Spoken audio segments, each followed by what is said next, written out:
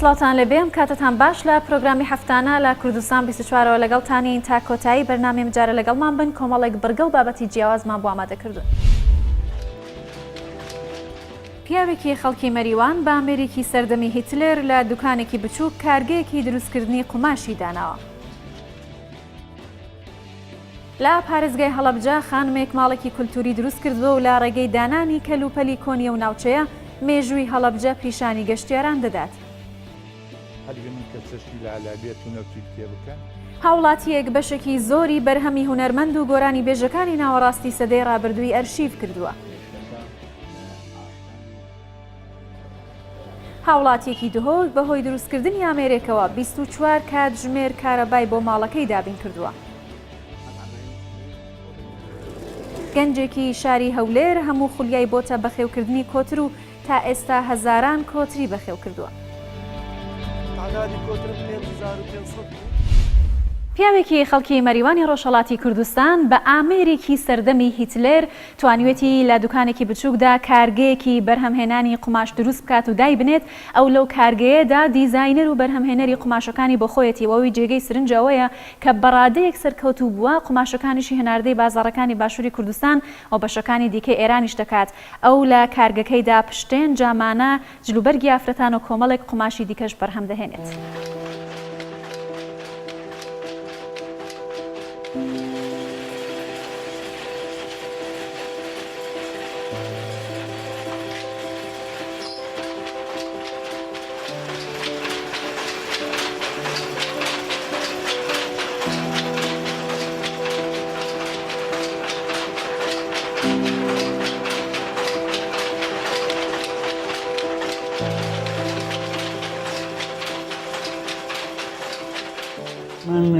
مناڵ بووم یانێ دەورەی 13 ساڵم بوو لە کارخانەی پەتیوباکی تەبرێزا بووم. ئیتر هەر لە مناڵیەوە مەسان خەریک ئەو کارە بووم ئاگاییم پێدا کرد لە کارەکە ئیسە کوڵەن کامەڵم باوەڕ ناکەم هیچ مهندسێ بەقەڵ من ئاگایی بێ لەبار ئەم کارم.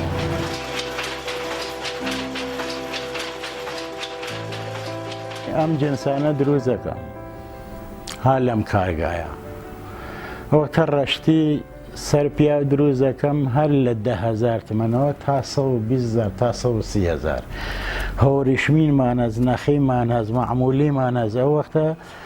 جامانە دروست دەکەم بەرماڵ دروست دەکەم هەچی شتە ڕووسەری قاوارەی کراس هەوری قاوارەی کراسی هەوریشمی من ئەمانە گەشتی دروست دەکەم. ئەم جنسە کە ها لەم دوکانەیە کولەن کارخۆمە.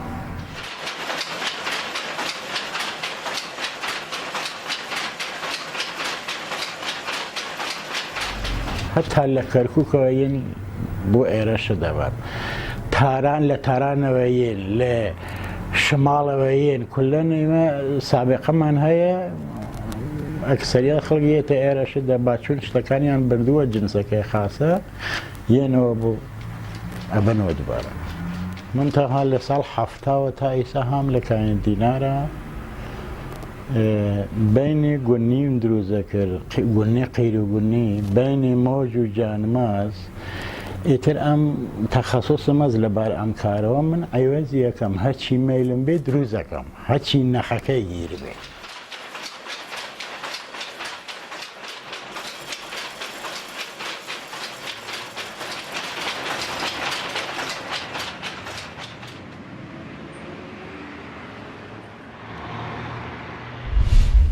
لە پارێزگای هەڵەبجە خانمێک هەستاوە بە دروستکردنی ماڵێکی کولتوری. ئەو ماڵە بە شێوازێک دروست کراوە کە ئەوەی لەو ماڵە بەکار هاتووە پێشتر و لە سەردەمانی کۆندا لە شاری هەڵەبجە بەکار هاتووە. ئەو ویستوێتی لە ڕێگەی دیزاینکردن و دروستکردنی و ماڵە کولتوریەوە مێژووی کۆنی سەردەمیانی پێشوو لە هەڵەبجە بە نەوەی نوێ بناسێنێت. و یەکێک لە سرنجڕاکێشترین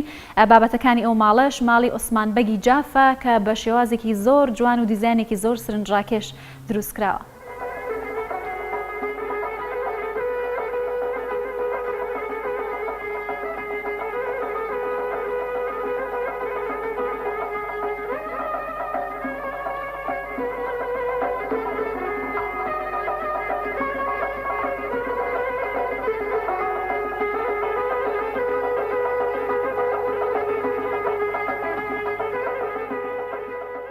ئەمانجمان فراقێکی گەورەی ناو هەڵەبجە بوو کە نەبوونی مۆزەخانەیەک لە ئێستاە کە زەمەنێکی لە ناو مۆدرنە مۆدرن سازیمان هەیە لە هەموو ماڵەکانمانە لە هەموو جیلەکانمانە فراغێکی وا بوو کە لە ناو دیدی نەوەی نوێمانە نەما بوو ئەم مۆزەخانەمان دروست کرد هەتاوی کە لەوەی لە ئەدەبە مۆدرن سازی و کولتورە سازیەکان بنووسرێتەوە کە کولتورە مێژویەکان بنووسرێتەوە کە خوێنەرێکی وا باشی نابێ مە هەڵمانە بە عملی پیشانی گەنجەکانمان بپشینەوەی نوێی بیان دەرخستەیەکی وا بکەین مێژوو بۆ بەتەمەنەکانمان بگەڕێنەوە کە ئەوش بۆ خۆی مێژوێکی جوانی ناو خودی خۆی کەسەکە خۆیەتی کە یەتە ناو ماڵەکە یەتە ناو مۆزەخانەکەی کە لە ناو هەڵەبجەیە هەیە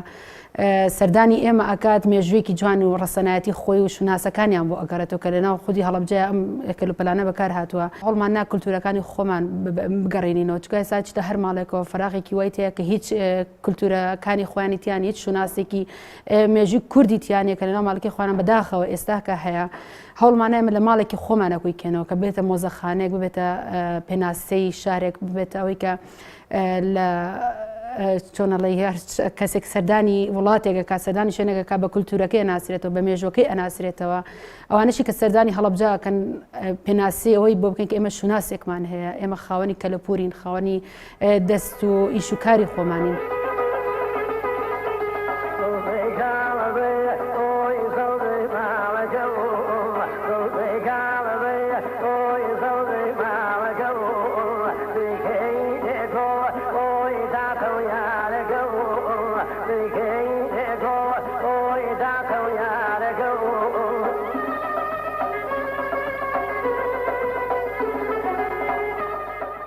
بیرۆکەکە هەری خۆم بوو ساڵی پار بوو لە 16 پێشانگایەکم کردەوە پێشانگای کولتوری بوو کولتوری تەنها تایبەت بە خانمان بوو پێشوازێکی زۆر بێوێنەم لێکرا و خەڵکانێک هەبوون تامەزرۆی ئەوە بوون بنە لای من و لێم بپرسم بڵێ ئەمانە چۆن کردە چۆن ئەم ئیشەت بیرۆکەت بووە هات کە ئەویش فراغێکی گەورە بوو لەناو هەڵەبجە کە پێشانگای کولتوری نەبوو یەکەم کەزوو کە من بیکەمەوە هەرەوە بوو وای کرد کە من جێگەوە بێت مۆزەخانەیەکی تیا بکەمەوە چونکە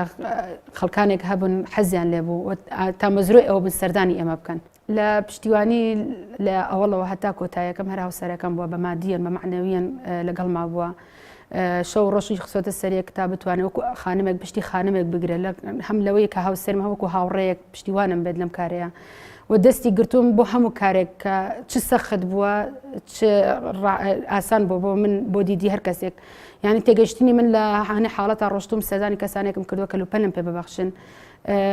تعاملێکی وان نێمتوانی و من بەڕاستی لەگەڵ یانە بکەم جێگەیەوە بێت شارەنانی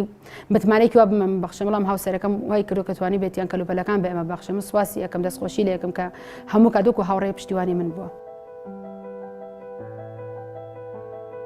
لە ڕاستە لە ڕۆی دیزاین و کارەونەریەکانی نێو مۆزەخانەی ماڵی کولتوری هەڵەبجە بۆ خۆم هەستان بە دیزاینکردنی تاق بە تاقی ئەو شوێنانی کە شمەک و پێداویست و کەرەستە کۆنەکانی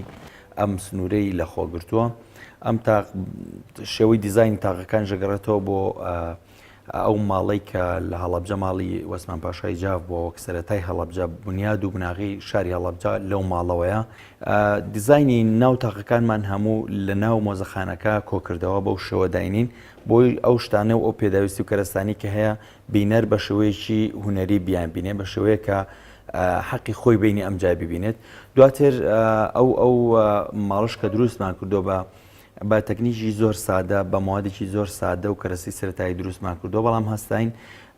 لە ڕێگای وێنەی کۆنی ئەو ماڵەوە کە هەبوو وەک سنتەری ناو مۆزەخانەکە هەوڵمانە کە ئەم ماڵی تابێت ئەویش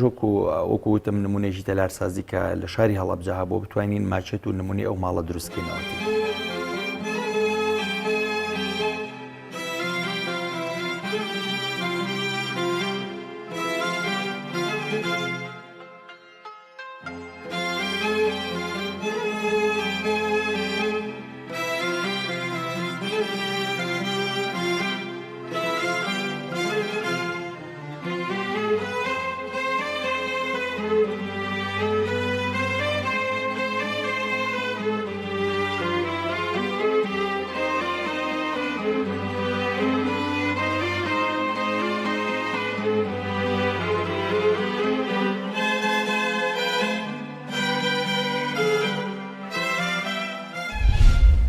زۆرنەوە گۆرانی و بەرهەما هونەریانەی کە لە ساڵانی ڕابردوودا لە سەرسەکۆی شانۆکان و هۆڵە هونەریەکان گوتراون، بەڵام لە بەرنەبوونی تەکنۆلۆژیای پێویست و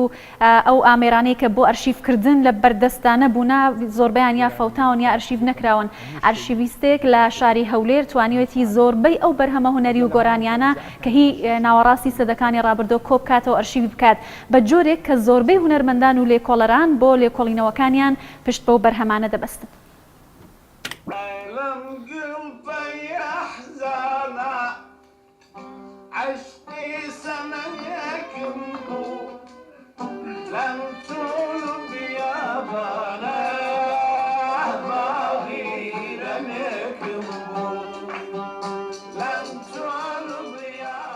سەرەتای خولیام لە بۆ ئەو ئەرشیفەی گەورەم هەیە، زۆر گەورە،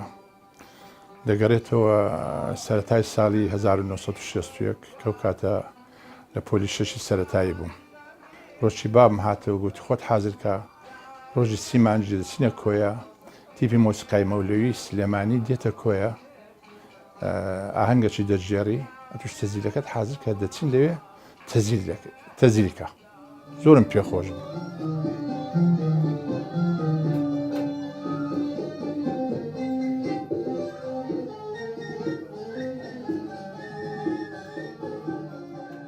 گۆرانی تاعاتفیقم هەموو شەوی جمعان تەزیل دەکرد، نیو سعاتی هەبوو. ئەوجا لە هەمان کاتی زعەکانی قەشیشینن مەسەل مامەسا مەزەری خاڵقیم تەزیل دەکرد، محەممەدی باملێم تەزیل دەکرد، حەسەن زیرەکەم تەزیل دەکرد، لە هەمان کات گۆرانی بێژەکانی کەم تەزیل دەکرد. ئەوارە چی کاکتار هات گوتی ئەمیر گوتی ئەو شۆ بابت گوتی داوەتان دەکەم دێنە بارێنگۆ، مستەفاڕەوف و واحد مەرجانیش دێنین، شتێکی جوان تەزیل کرد. گوتم زۆر باشە خارتار، وەڵا مسەجلەکی ئەو دەمی تیکی سیم هەبوو لە هەولێرێ تێکێکی تیکی سیم گۆڕاندیکم کڕیبوو. یەکەم شریتم تەزیل کرد بەس بیدایەتەکەی پێم گوتن، گوتم ئەمەن بە یەک شەر تەزیل دەکەم، یەک بەشەر نابی دەنجلەوە بێ. کو ئیزاعی بەغدایە کە شریتی تەزیل دەکات دەنگەکی لێوە نایە دەبی ئەو هاوێ دەنا ئەوە شریتە لە داهاتوو لۆ مستەقبەل بەکەلک نایە، عنی دەبی من چی استفادە ناکەم. گوتیان باش وا دەکەین. شریتەکە یەکەم شریت کە تەزیلم کرد بە کوالێتێکی باش، قەلبی من کە چەشنی لالا بێت و نەوتی پێ بکەن، ئاگری دوژمن بێتە گیانم وەک چرا من پێ بکەن، یەکەم شریت ئەوم تەزیل کرد.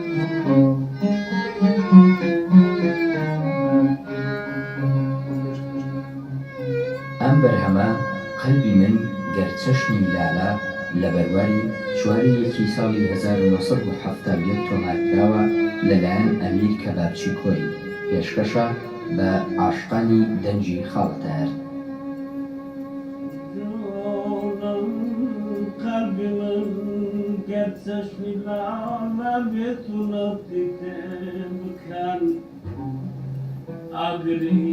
دوژمن بێتە گیانم وەک چرا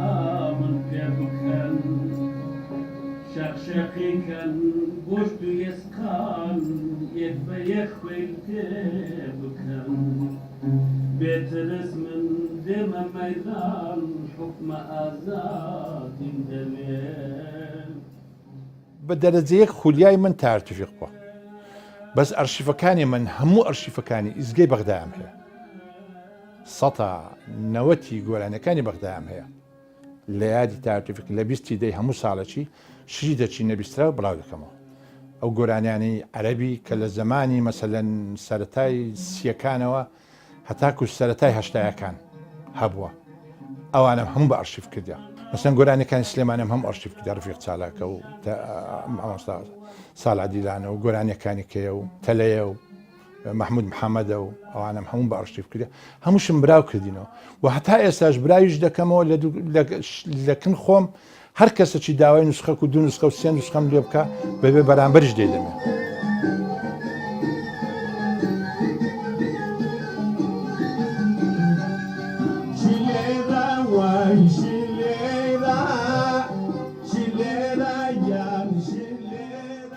ئەو جیهازانە جیهازی پرۆفیشناڵن، جیهازەکەن ئەو شیتانە گەورانەی ئیزگە و شتێ گەورەکانی کە پێم تەزیل کردێ وەختی خۆی لە ساڵانی هەفتاکان هەموو بۆ مسەجیلانە لێ دەدرێن، هەموو تەزیلی چاک و تازەنە و نوێنە و هەمووم بەوانە ئەرشیف کردێ کاتی خۆی. گردنی سونایا دلبرو شاه زمانا گردنی سونایا دلبرو شاه زمانا باشی خویتی جوانی بازاری زور گرانا باشی خویتی پاش تاقیکردنەوەیەکی زۆر هاوڵاتیەک توانیوێتی لە ڕێگەی گۆڕینی وزەی باتری بۆ وزەی کارەبا 24 کاتژمێر کارەبا بۆ ماڵەکەی دابین بکات ئەوەش تەنها لە ڕێگەی شارژکردنەوەی باتریەکە پاپێکەوە بەشێک لە داهێنانیەوە هاوڵاتی ببین.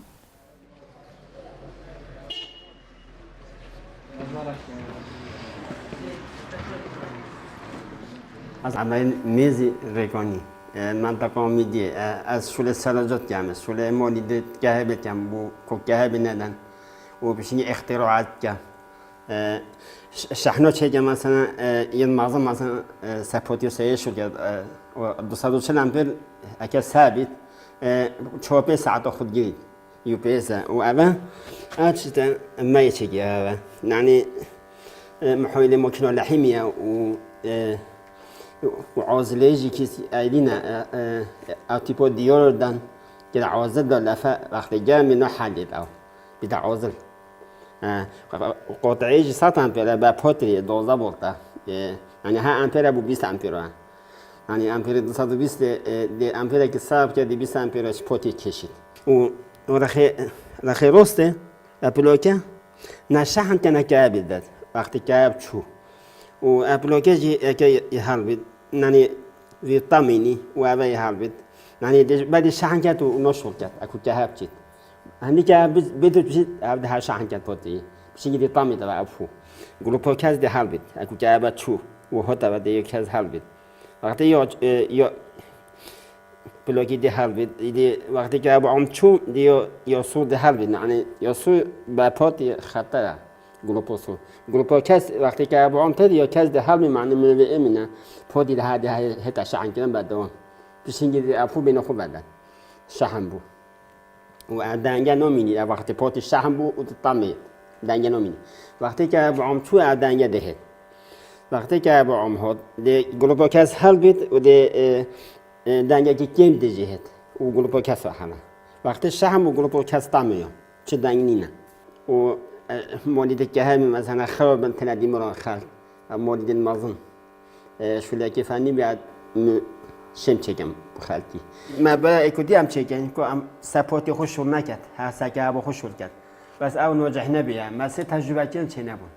یعنی قوت دینه و دینه محرك دينامي بالزبريني وساقلا كي دي بوتشيكين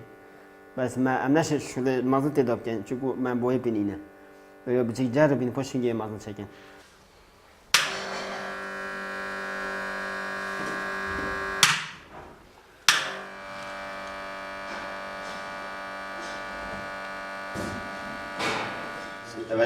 بوتي شحن كت قوي كاب الدتابي شحن كان هکه شکل مازن هم چکی ها چون خودو بیشتر میره که چطوره تلفن یکی بیشتر شونو کرد اول جهازه که اول دکمه که حس که موبایل داشت ولی حس موبایل داشت حس که موبایل فتا نبیشت تو تبلغ خوبی دلی شول کرد اول که موتور اوبته ای مشغله اوه ای سبیلت اوه یعنی نشه چی موتور پاکی دو بتمانو خو بس هادی واسه تلفنی تو دی موتور داشت ولی وقتی که ابو عم چود تلفنی بتاکد از جهازه تلفنی کرد وقتی که ابو عم هات و به وقتی که ابو هاتی و جاگودی دید موبایل لیدی شد کم موتور وقتی موبایل کودی هاتا موبایل کودی هاتی خطریه معنی ایگلو عطله دهت دی هو به وقتی بیو مشکل کوی تلفن هاتی تلفن عطله هاتی بسیگی دی چجوا موتور با بخور موتور کوی گروپا حال بی يعني بين موبايل ديزاين يكون مشكلة كهاي هذا هكا حلو خلاص يصوت عطل بي هذا تبلغ كل ده شو نوكل موتور شو نوكل جابي هندي هذيك ما مثلا موبايل فتنا بي تدي موتور خو بيجربيني تبي موبايل ندا شو من تو ينزكي تدي تبلغ كل ده موتور شو كان هذا اللي ده تعميل أكيد تدي بيجي بي موبايل ده شو ده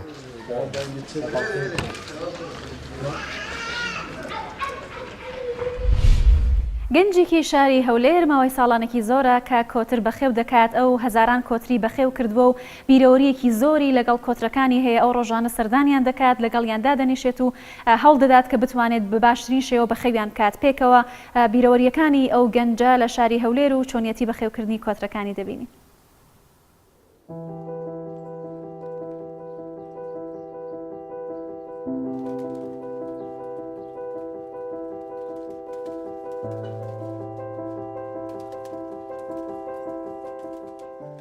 ناوم ویسام حازم ئیسماعیلە، ناسران بە ویسام قەساب. کۆتربازی شتەکە تایبەتە بە هەموو ئینسانێک خوڵقەکی ئەوەی هەیە وەکو حەزە. ئیمەش کە حەزم لە باری بوهاری کۆتربازیە، ساڵانە سیباغ دەکەین ئەوەی مەسەلەن ئامارەکەی چاکبی و تایمەکەی چاکبی کۆترەکەی هەڵدەفڕین، میێوانداری دەدەین، ڕێز و احترام لە خەڵک دەنین و چینەک سبیانێ سەعات 5 ئەو کۆترێ حەوا دەدەین. هەرچی دۆست و برادەرە داوەت دەکرێت دێ سبیانێ زووەکەی لێرە تەسویر دەکرێت و ئیدی تەمەشا ئەو کۆترێ دەکەنە تا ئاخیر کۆتر کە دەنیشێتەوە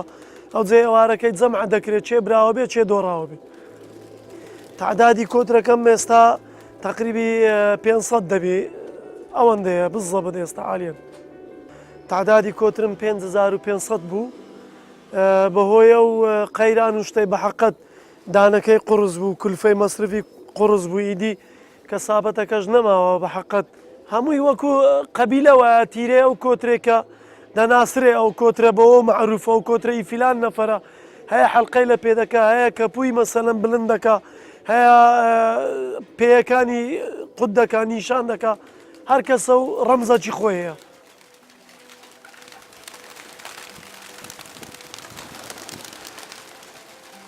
وەکو چاکترین کۆتر پار لە گومرگ هەم دوو کۆتر لە گرەوەکەمدا 14 سەعات و نیم فڕی حەکەم لە منی دانیش بوون هەتاکو نیشتنەوە. دەبی ئاگاداربی کە کۆترێک نەخۆشی دەگری ئەمە جودای دەکەینەوە، ئیدی ئەو کۆترە عیلاجی دەکەین و چاری دەکەین و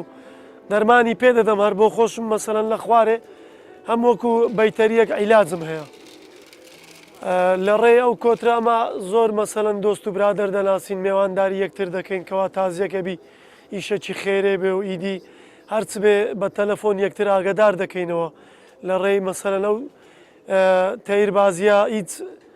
ئەوەکمان نییە کە دەور و جیران عێجزکەین یاخود کەسانێک کە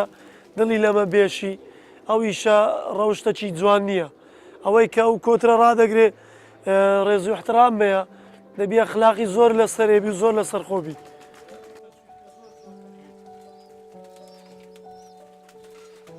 ساڵانە دوو جار ئەمە کۆتر جۆت دەکەین کە فەرخەکان بەرهەم دێ گەورە دەبی دێخینە ئەوێ بەرهەتایی پێدەێن ئەوێندر ئاوەکو دەیبینی ئەوێ فەرخەم ئامادە کردێ لۆ ساڵی داهاتوو لەبەر سیباخەکەی فەرخەکان ئامادە دەکەن لەبەر هەتایان دادێنن کە ئەو کۆترە تون بێ ئەوێن دەریش بناسێ وەکو جەردبوون جەرد بێ ئەوێن دەر لە نەزەر دەگری.